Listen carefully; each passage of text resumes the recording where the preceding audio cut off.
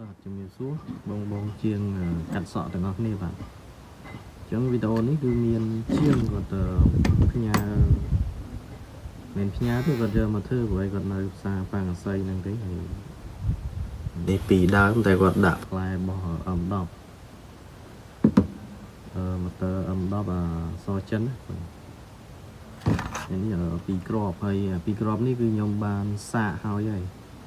ព្រោះយើងធ្វើដូចតែគ្នាទេវាធ្វើគឺតែមួយទេធ្វើហើយមកសាកបាទខ្ញុំមកសាកតែភាគច្រើនខ្ញុំសាកតែអំបោះទេអានេះខ្ញុំថយក្រោយតែថយក្រោយមកយើងសាកអំបោះគឺវាអត់មានប្រែតមានអីអញ្ចឹងវាសក់វាផុយល្អហើយតែម៉ូទ័រខ្លះដែលបងជាងគាត់និយាយថា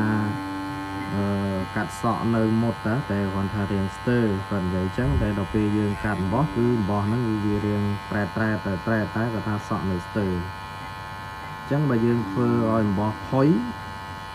ដល់ពេលថាសក់គឺវាផុយដែរផុយឲ្យលួយបាទវាអត់មានប្រែទេអានេះខ្ញុំសាកមួយសក់ពិតហ្នឹងទៅ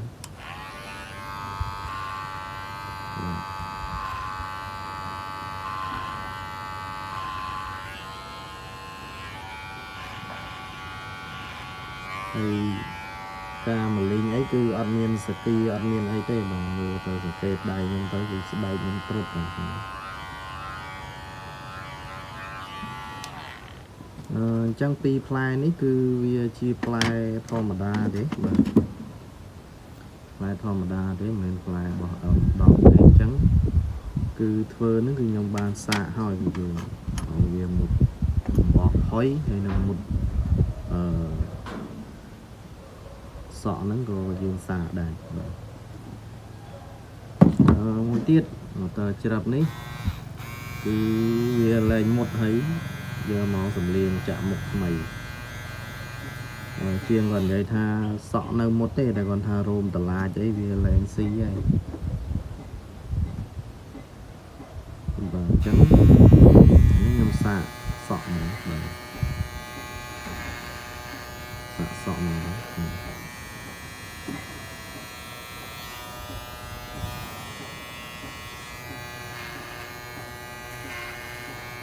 យើងគ្រាន់មកលីងកោពុកមាត់អីមិញពុកមាត់នេះខ្ញុំកោហើយគឺអត់មានសគីអត់មានអីទេ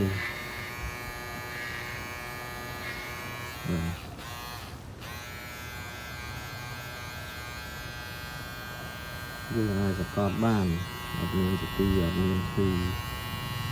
ជាងដៃធ្ងន់